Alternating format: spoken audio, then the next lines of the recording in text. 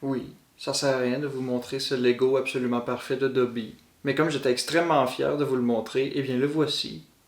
Bonjour et bienvenue à tous dans cet épisode de l'Antre de la lecture, où aujourd'hui nous allons parler de quelques livres Star Wars A New Jedi Order. C'est parti!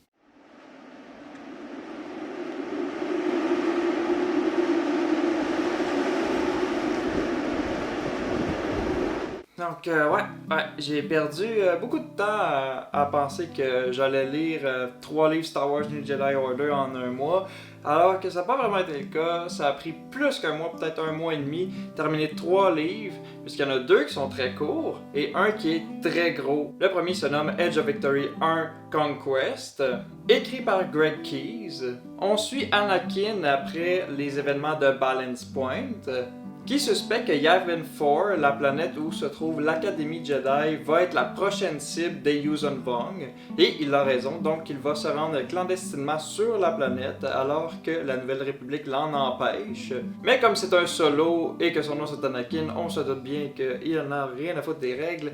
Donc il se rend sur la Lune et va aider ses amis Jedi alors que la Peace Brigade, les alliés des Yuuzhan Vong, attaquent justement la planète. Donc ça restait quand même une bonne lecture. Au début, j'étais vraiment emporté puisque je me disais que c'était même le deuxième meilleur livre de la série avec Vector Prime.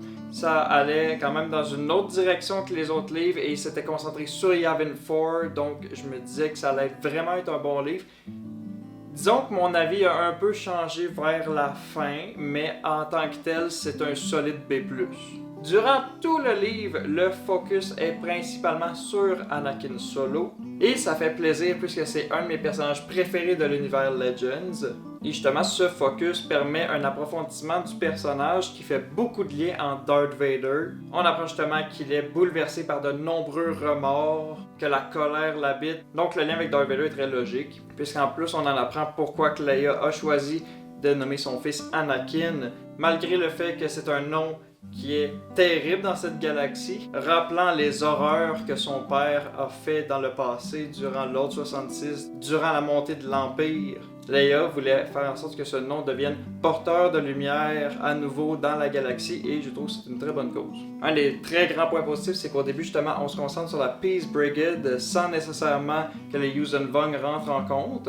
En plus de se concentrer sur le conflit entre ce groupe de mercenaires avec les Jedi. Donc ça, c'était vraiment de quoi de nouveau à la série qui était vraiment plaisant à suivre. Plus tard, évidemment, les Yuuzhan Vong arrivent, donc la dynamique change beaucoup, mais j'ai adoré le fait que justement une des amies très proches d'Anakin se fasse enlever par les Yuuzhan Vong et est comme mixée à l'ADN des Yuuzhan Vong, est approchée par des Shapers qu'on appelle et qui va être presque transformée en Yuuzhan Vong avant qu'Anakin la sauve. Donc il y a un mix entre Jedi et Yuuzhan Vong qui est vraiment cool comme thématique.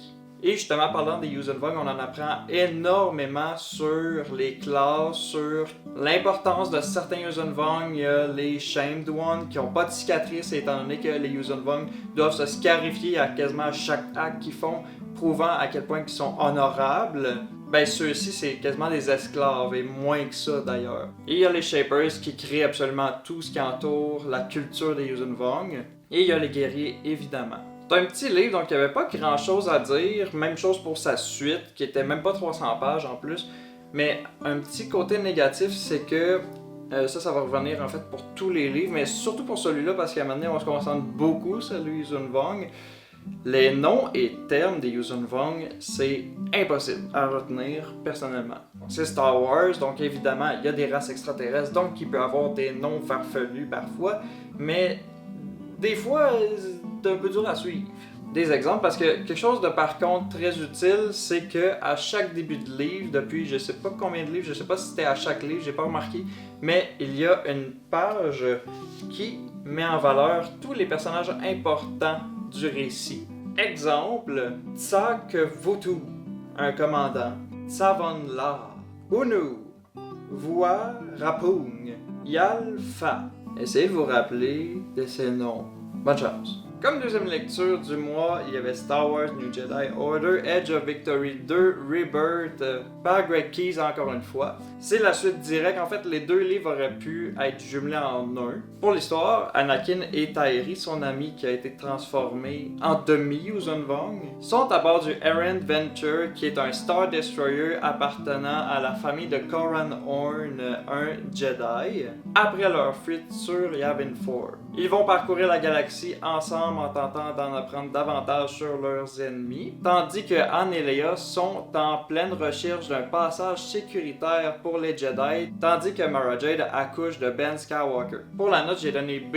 J'ai moins aimé que Edge of Victory 1, mais ça reste quand même une très bonne lecture. Pour rappel, Mara Jade, dans les premiers livres de la série, était atteinte d'une maladie grave qui a failli la tuer, créée par les Yuuzhan Vong. Elle a fini par s'en débarrasser grâce à une créature du nom de Vergère qui lui a donné une larme qui a guéri supposément la maladie. Par contre, en étant enceinte, la maladie refait surface. Et étant donné qu'elle est en fin de terme, la tension qui entoure ce personnage ainsi que son bébé est vraiment saisissante. On craint vraiment pour Ben Skywalker, qui comme j'ai dit dans une autre vidéo va devenir un personnage extrêmement important pour la série. Et oui, il y a le retour enfin de Lando, ça faisait plusieurs livres qui n'étaient pas là, étant donné que sa planète dans le premier, une planète qu'il habitait avec sa femme, a été attaquée par les Yuuzhan Vong et il s'occupait de la reconstruction. Et là, ça faisait peut-être 5 livres qu'il n'était pas là. Même chose pour Corran Horn qui était absent depuis le 2 ou 3e titre de la série, à la suite d'un duel avec un Yuuzhan Vong assez important dans leur armée. Et après que la mort de ces Yuuzhan Vong a fait en sorte que la planète dont il se trouvait, Itar, je crois, s'est complètement asséchée.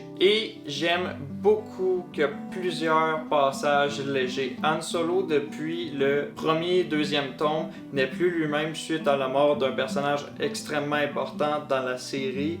Et en fait, le suivre tout au long des livres, c'était de plus en plus lourd, malgré tout mon amour pour ce personnage. Et même si je comprends son deuil, ben ça devenait lourd à un moment donné. Mais dans celui-ci, on retrouve vraiment un Han beaucoup plus, pas nécessairement joyeux, mais un petit peu sarcastique, beaucoup plus dans le ton humoristique, qui apporte vraiment une certaine lumière aux personnages qui en ont clairement besoin. Il y a plusieurs passages qui sont teintés d'humour, ses vieilles habitudes sont vraiment revenues, et c'est parfait comme ça. Même chose pour les passages entre Tairi et Anakin sont vraiment touchants. On voit vraiment qu'il y a un lien entre ces deux personnages.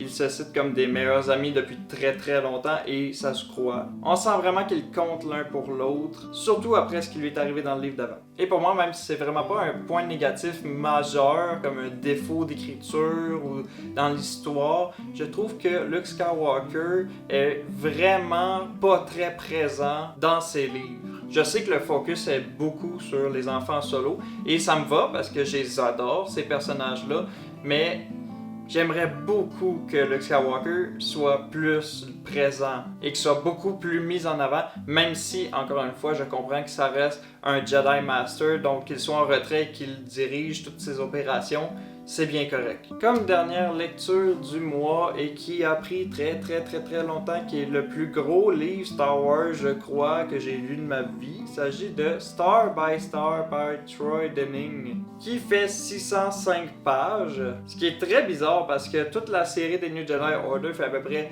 300-400 pages, et là d'avoir une brique comme celle-ci faisait un peu tâche dans ma collection, ben c'est pas grave. J'avais très hâte de lire ce livre puisque j'ai vu dans un classement qu'il s'agissait de l'un des meilleurs livres Star Wars New Jedi Order, surtout avec son histoire qu'il m'intriguait énormément étant donné que je savais que Coruscant allait enfin être envahi par les Yuuzhan Vong.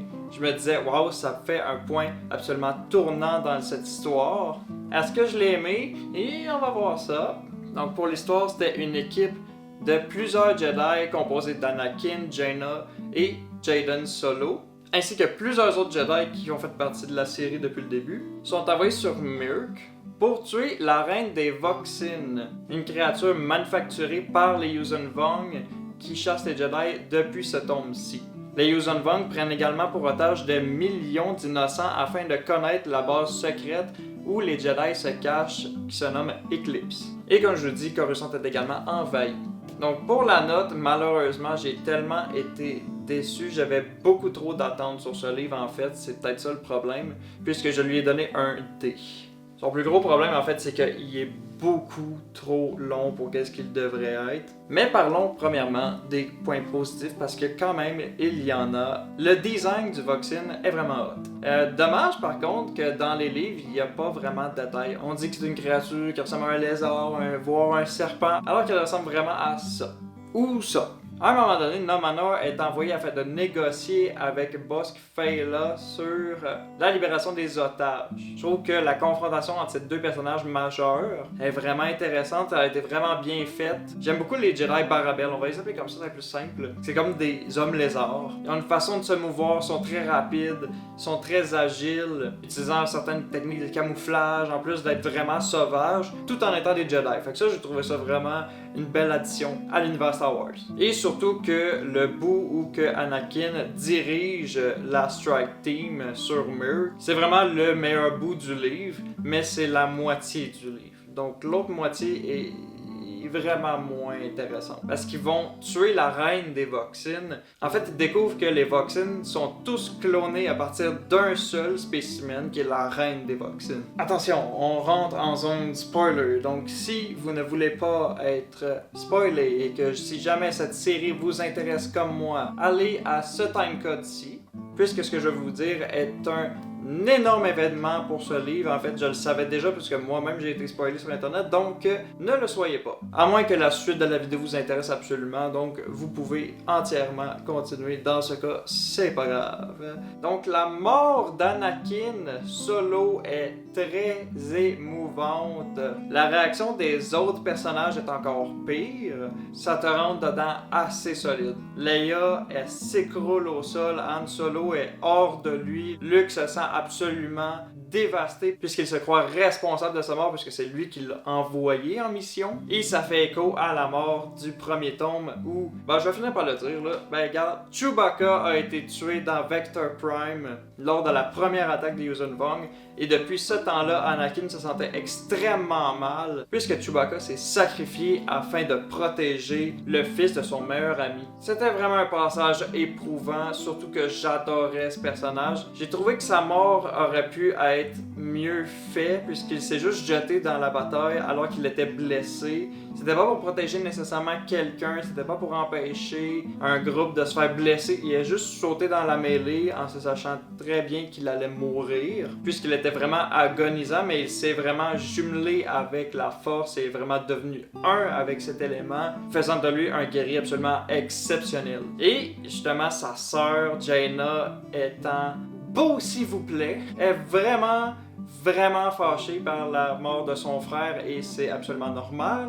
Et va donc durant un affrontement utiliser les Force Lightning afin de tuer un Yuuzhan Vong d'un seul coup, qui est en fait un pouvoir tiré du Dark Side. Certains Jedi l'ont utilisé mais d'une certaine manière très différente de celle-ci, puisque là il s'agissait vraiment d'utiliser le Dark Side. Comme point négatif en fait, le début est vraiment étrange parce que l'histoire se déroule entre le tome 6 et 7 et est très confusant puisqu'il n'est jamais écrit ça se passe entre le 6 et le 7. C'est lorsque Leia a été blessée à la jambe durant Balance Point et que Han Solo était encore en mode très grumpy, très solitaire, qui veut rejeter absolument toute la présence de sa famille, mais que là, suite à l'attaque avec Leia et qu'elle est blessée, il se sent absolument dévasté, très mal, donc il va se rapprocher de sa famille. Là, on en apprend pourquoi il se rapproche de sa famille et c'est très long, c'est 80 pages. Alors que le livre en fait déjà 605, ça aurait pu être enlevé complètement. On aurait compris que Han Solo se sentait mal déjà, juste en l'incluant dans ce tome-ci, un certain passage. Pas besoin d'en faire un passage de 80 pages qui se passe en plus entre deux livres qui se sont déroulés il y a quand même un bout de ça. Là. Ouais, ça c'est, je pense, le problème le plus étrange que j'ai eu avec ce livre. En fait, je sais pas si c'est juste moi qui ai mal compris. Les Jedi et Leia en particulier déclarent que si les Yuuzhan Vong tuent des millions d'otages sans qu'ils aient à intervenir, que le sang de ces innocents serait sur les mains de ses ennemis. Mais en n'agissant pas, ils nient à leur devoir en tant que Jedi. Et je sais que c'est des Jedi très différents dans ces tomes-ci, mais pas du tout Leia, Luke qui approuve ces dires-là. Surtout que durant un interrogatoire avec Numenor, qui dit « Si vous me tuez, on tue les otages. » Et Leia Leia fait m'en fous. C'est un peu, ça marche pas, ça marche vraiment pas du tout avec le caractère de ce personnage établi depuis très longtemps. À un moment donné, on dit que le lightsaber de Leia est de couleur rubis, comme rouge, pas de Sith ou de Dark Side user. C'est un peu bizarre parce que j'ai vu aussi dans un autre tome qu'un Jedi avait utilisé un sabre de couleur rubis, mais j'ai vu aussi des Jedi utiliser des sabres de couleur blanche, jaune, qui a des significations très particulières avec Clone Wars, avec le nouveau canon, mais dans ce temps-là, c'était peut-être moins établi. Mais rouge, c'était très établi dans ce temps-là. Fait que je trouvais ça un peu bizarre. Et ça, c'était le gros défaut de ce livre. Je tombais dans la lune tout le temps. Je sais pas si c'est parce que c'est trop complexe pour moi, mais ça m'est jamais arrivé, même en lisant Seigneur des Anneaux, en lisant les autres livres New Jedi Order, je sais que c'est en anglais, c'est pas le langage que j'ai une certaine expertise, mais quand même, d'habitude, j'ai jamais autant eu de la difficulté à lire un livre Star Wars que celui-ci. C'était beaucoup trop long pour moi. Et oui, il y a une politicienne qui s'appelle Vicky Sheesh, qui est là depuis le début à peu près de la série, qui fait partie d'une corporation importante, mais qui trahit la Nouvelle République pour se joindre aux Yuuzhan Vong, qui agit en tant qu'espionne, mais son personnage est vraiment bouffe. Elle s'est fait prendre, s'est fait dénoncer durant que Numenor était présent sur Coruscant. On assume qu'elle est avec les Yuuzhan Vong et il y a personne qui l'arrête, il y a personne qui fait quoi que ce soit contre elle. Elle se déguise pour capturer l'enfant Ben Skywalker, mais se fait prendre. C'était juste un personnage qui avait des buts bof et qui était pas vraiment une menace, mais qui avait vraiment des plans vraiment bâtards. Donc merci à tous d'avoir visionné cette vidéo. On se retrouve très prochainement pour parler d'une grosse vidéo sur ma chaîne qui va être consacrée à mes lectures de mes collègues d'écriture venant du Salon du Livre de l'Estrie. Je suis à ma 3e lecture en ce moment de ces auteurs-ci. Je suis très satisfait jusqu'à présent. Donc j'ai très hâte de vous en parler. Donc jusqu'au prochain épisode, vous pouvez me suivre sur ma page TikTok Sean W. Parsons, également sur ma chaîne YouTube évidemment. Et on se retrouve pour une prochaine vidéo. Salut!